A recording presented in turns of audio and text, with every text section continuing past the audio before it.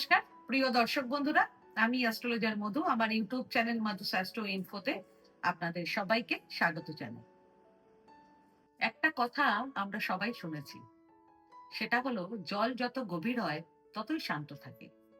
ঠিক তেমনই কর্কট রাশির জাতক ও জাতিকারা বাইরে থেকে যতটা শান্ত ও নরম মনের হয়, ভেতরে ভেতরে ততটাই গভীর, সেন্সিটিভ এবং নিজের মানুষদের প্রতি দায়িত্ববান হন। আপনারা খুব সহজে কারো অনুভূতি বুঝতে পারেন এবং অনেক সময় নিজেদের কষ্ট চেপে রেখে অন্যদের পাশে দাঁড়ান। আরেকটা বিষয়, পরিবার, সম্পর্ক এবং মানসিক নিরাপত্তা, এই তিনটি জিনিস আপনাদের জীবনের মূল ভিত্তি। কিন্তু এপ্রিল 2026 এমন একটা সময় যেখানে আপনাদের এই দায়িত্ব, অনুভূতি এবং বাস্তব জীবনের চাপ, এই তিনটের মধ্যে একটা ব্যালেন্স তৈরি করতে হবে। এই কারণেই এপ্রিল মাসটা আপনাদের জন্য খুবই গুরুত্বপূর্ণ হয়ে উঠবে। এই মাসে বিশেষ করে আপনাদের জীবনে তিনটি বিষয় বারবার সামনে আসবে: দায়িত্ব, খরচ এবং সম্পর্ক। অনেকের ক্ষেত্রে দেখা যাবে হঠাৎ করে কিছু বড় দায়িত্ব এসে পড়েছে, কোনো গুরুত্বপূর্ণ সিদ্ধান্ত হঠাৎ নিতে হচ্ছে, অথবা এমন কিছু খরচ হচ্ছে যেটা এড়ানো যাচ্ছে না। আবার অন্যদিকে সম্পর্কের ক্ষেত্রেও কিছু পরিবর্তন আসতে পারে, কোথাও একটু দূরত্ব, কোথাও আবার বোঝাপড়ার নতুন শুরু। একটা বিষয় খুব পরিষ্কার, এই মাসটা আপনাদের পরীক্ষা নেবে, কিন্তু সেই সঙ্গে আপনাদেরকে নতুন ভাবে গড়েও তুলবে। আপনারা কিভাবে পরিস্থিতিকে সামলাচ্ছেন, কিভাবে সিদ্ধান্ত নিচ্ছেন, তার উপরেই নির্ভর করবে এই মাসের ফলাফল। তাই আজকের এই ভিডিওতে আমি আপনাদেরকে ধাপে ধাপে জানাবো কোন সময় আপনাদের জন্য সবচেয়ে ভালো হবে, কোন সময় একটু সাবধানে চলা দরকার হবে এবং ঠিক কোথায় লুকিয়ে আছে আপনাদের জীবনের বড় সুযোগ।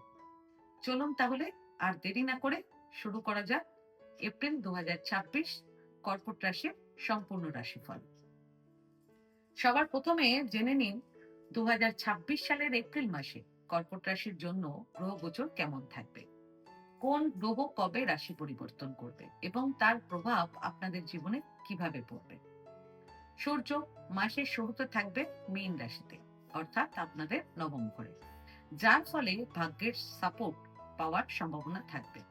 ধর্মীয় কাজ, ভ্রমণ বা নতুন কিছু শেখার সুযোগ তৈরি হতে পারে। এরপর এপ্রিলের 14 তারিখ থেকে সূর্য মেষ রাশিতে, অর্থাৎ আপনাদের দশম ঘরে গোচর করবে। এর ফলে কর্মক্ষেত্রে দায়িত্ব বাড়বে এবং নিজের কাজের মাধ্যমে পরিচিতি পাওয়ার সুযোগও তৈরি হবে। শনি পুরো মাস জুড়ে মীন রাশিতে, অর্থাৎ আপনাদের নবম ঘরে অবস্থান করবে, যার ফলে ভাগ্যের সাপোর্ট থাকলেও সবকিছু ধীরে ধীরে এবং পরিশ্রমের মাধ্যমে পেতে হবে। বৃহস্পতি পুরো মাস জুড়ে মিথুন রাশিতে, অর্থাৎ আপনাদের দ্বাদশ ঘরে থাকবে, যার ফলে খরচ বাড়তে পারে, বিশেষ করে সন্তানের জন্য, পরিবার বা কোনো ধর্মীয় কাজের জন্য। তবে এই খরচ বেশিরভাগ ক্ষেত্রেই প্রয়োজনীয় হবে। বুধ মাসের শুরুতে থাকবে কুম্ভ রাশিতে, অর্থাৎ আপনাদের অষ্টম ঘরে, যার ফলে চিন্তা ভাবনায় কিছুটা অস্থিরতা থাকতে পারে। এরপর এপ্রিলের 11 তারিখ থেকে এপ্রিলের 29 তারিখ পর্যন্ত বুধ মীন রাশিতে, অর্থাৎ আপনাদের নবম ঘরে গোচর করবে, যার ফলে নতুন সুযোগ, পরিকল্পনা এবং সিদ্ধান্ত নেওয়ার ক্ষেত্রে উন্নতি হবে। এরপর আবার মাসের শেষে, অর্থাৎ 30শে এপ্রিল, বুধ মেষ রাশিতে, অর্থাৎ আপনাদের দশম ঘরে প্রবেশ করবে, যার ফলে কাজের ক্ষেত্রে গতি বাড়বে। শুক্র মাসের শুরুতে থাকবে মেষ রাশিতে, অর্থাৎ আপনাদের দশম ঘরে, যার ফলে কর্মক্ষেত্রে কারো সাপোর্ট পেতে পারেন, বিশেষ করে কোনো মহিলা সহকর্মীর। এরপর এপ্রিলের 19 তারিখ থেকে শুক্র বৃষ রাশিতে, অর্থাৎ আপনাদের একাদশ ঘরে গোচর করবে, যার ফলে লাভ, সম্পর্ক এবং যোগাযোগের ক্ষেত্রে উন্নতি হবে। মঙ্গল পুরো মাস জুড়ে মীন রাশিতে, অর্থাৎ আপনাদের নবম ঘরে অবস্থান করবে, যার ফলে ভ্রমণ, সিদ্ধান্ত এবং কাজের এনার্জি বাড়বে। তবে তাড়াহুড়ো করে সিদ্ধান্ত নেওয়া এড়িয়ে চলতে হবে। রাহু পুরো মাস কুম্ভ রাশিতে, অর্থাৎ আপনাদের অষ্টম ঘরে থাকবে, যার ফলে হঠাৎ পরিবর্তন বা অপ্রত্যাশিত ঘটনা ঘটতে পারে। কেতু পুরো মাস সিংহ রাশিতে, অর্থাৎ আপনাদের তৃতীয় ঘরে অবস্থান করবে, যার ফলে কথাবার্তা এবং পারিবারিক বিষয়ে একটু সতর্ক থাকা দরকার হবে। এবার কর্মজীবন দিয়ে শুরু করছি। এপ্রিল মাসে কর্মজীবনের ক্ষেত্রে আপনাদের জন্য একটা গুরুত্বপূর্ণ পরিবর্তনের সময় হতে চলেছে। এই মাসে একটা বিষয় খুব পরিষ্কার, ভাগ্যের সাপোর্ট থাকবে, কিন্তু সেই সাথে আপনাদেরকে নিজেদের কাজের মাধ্যমে নিজেদেরকে প্রমাণ করতে হবে। মাসের শুরু থেকে এপ্রিলের 19 তারিখ পর্যন্ত এই সময় কর্মক্ষেত্রে আপনাদের জন্য ভালো সময়। নিজেদের কাজের মাধ্যমে পরিচিতি পাওয়ার সুযোগ থাকবে এবং আপনাদের অনেকের ক্ষেত্রে স্বীকৃতি পাওয়ার সম্ভাবনাও তৈরি হচ্ছে। বিশেষ করে যারা অনেক দিন ধরে পরিশ্রম করছেন বা নিজের জায়গা তৈরি করার চেষ্টা করছেন, তাদের জন্য এই সময়টা খুবই গুরুত্বপূর্ণ হবে। এই সময়ে আপনারা লক্ষ্য করবেন আপনাদের কাজকে গুরুত্ব দেওয়া হচ্ছে এবং ধীরে ধীরে আপনারা নিজেদের একটা আলাদা পরিচয় তৈরি করতে পারছেন।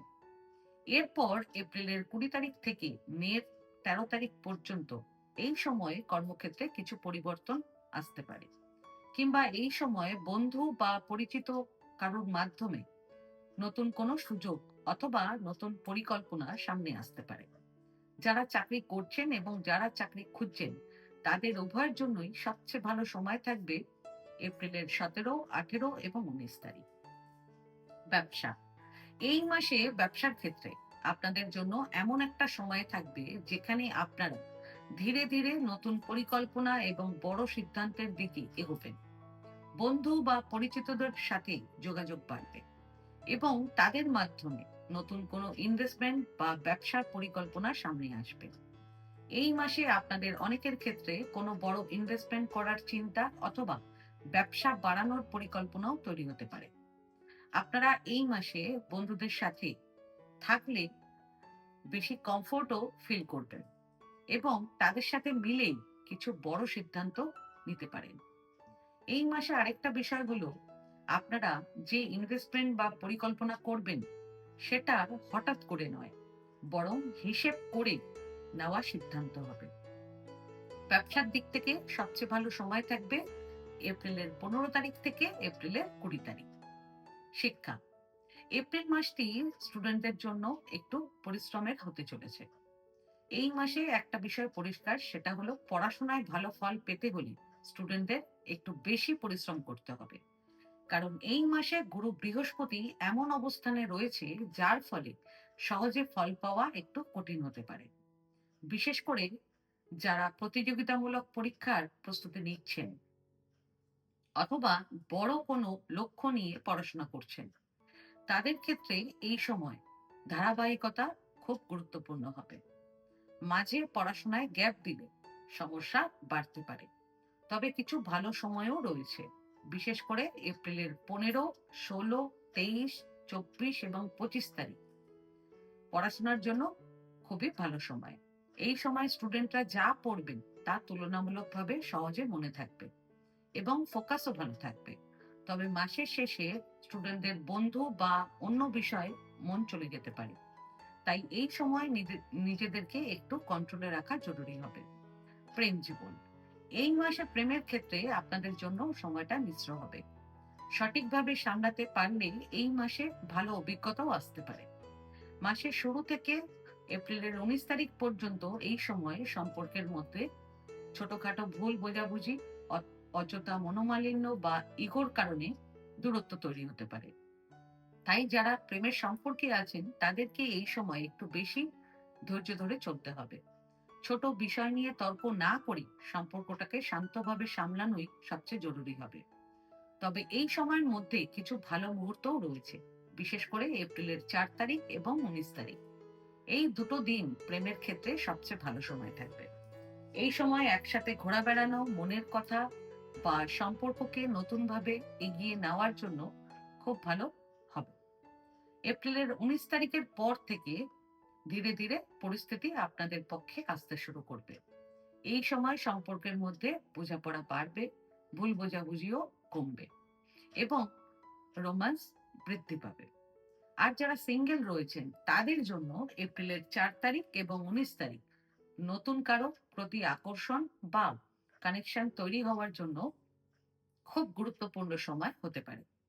বিবাহিত জীবন, এই মাসে বিবাহিত জীবনের ক্ষেত্রে আপনাদের জন্য সময়টা একটু সেন্সিটিভ হতে পারে। তাই এই সময় সম্পর্ককে খুব বুঝে এবং ধৈর্য নিয়ে সামলানো দরকার। এই মাসে এমন পরিস্থিতি তৈরি হতে পারে যেখানে জীবনসঙ্গীদের সাথে মতবিরোধ বা মনোমালিন্য দেখা দিতে পারে আপনাদের। আপনাদের অনেকের ক্ষেত্রে জীবনসঙ্গীদের কথা বা আচরণে অস্বস্তি লাগতে পারে, বা ছোট ছোট বিষয় নিয়েও তর্ক তৈরি হতে পারে। এই ধরনের পরিস্থিতি একদিনে শেষ হবে না, কিছুদিন ধরে চলতেও পারে। এছাড়া এই সময়ে আরেকটা বিষয় লক্ষ্য করা যেতে পারে, সেটা হলো জীবনসঙ্গীদের সাথে মানসিক দূরত্ব তৈরি হওয়া, অথবা কিছুটা আলাদা থাকার পরিস্থিতিও তৈরি হতে পারে। কারো কারো ক্ষেত্রে ভ্রমণ বা অন্য কোনো কারণে শারীরিক দূরত্ব তৈরি হতে পারে। তাই এই সময়ে আপনারা তর্ক বিতর্ক না বাড়িয়ে পরিস্থিতিকে শান্তভাবে সামলাবেন, তাহলেই বড় সমস্যা এড়ানো সম্ভব। পারিবারিক জীবন, এই মাসে পারিবারিক জীবনের ক্ষেত্রে আপনাদের জন্য সময়টা পুরোপুরি সহজ বলা যাবে না।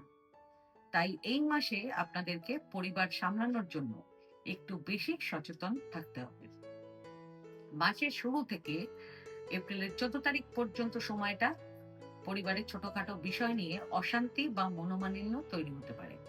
অনেক সময় এমনও হতে পারে কোনো বড় কারণ ছাড়াই পরিবারের কারো মন খারাপ হয়ে যাচ্ছে, অথবা আপনাদের কথায় কেউ কষ্ট পাচ্ছে। এই সময় আপনারা কথাবার্তা একটু ভেবে বলবেন, কারণ এই সময় ছোট একটি কথাও পরিস্থিতিকে বড় করে তুলতে পারে। বিশেষ করে বাবার সাথে সম্পর্কের দিকে খেয়াল রাখতে হবে। কোনো কারণে যেন দূরত্ব বা মতবিরোধ না বাড়ে, সেটা মাথায় রাখবেন। এছাড়া পরিবারে এমন পরিস্থিতিও তৈরি হতে পারে যেখানে কাউকে মানিয়ে নিতে হবে, কাউকে বুঝিয়ে নিতে হবে। এরপর এপ্রিলের 14 তারিখের পর থেকে ধীরে ধীরে পরিস্থিতি আপনাদের পক্ষে আসতে শুরু করবে। এই সময়ে পরিবারের মধ্যে বোঝাপড়া বাড়বে, আগের সমস্যাও কমবে, এবং সম্পর্কগুলো আবার স্বাভাবিক হতে শুরু করবে। বিশেষ করে এপ্রিলের 19 তারিখের পর পরিবারের পরিবেশ অনেকটাই শান্ত ও স্থির হয়ে উঠবে। আর্থিক দিক, এপ্রিল মাসে আর্থিক দিক থেকে আপনাদের জন্য সময়টা গুরুত্বপূর্ণ হতে চলেছে, কারণ এই মাসে অর্থ আসা এবং খরচ দুটোই একসাথে দেখা যেতে পারে। এই মাসে একটা বড় অঙ্কের খরচ যোগ তৈরি হচ্ছে।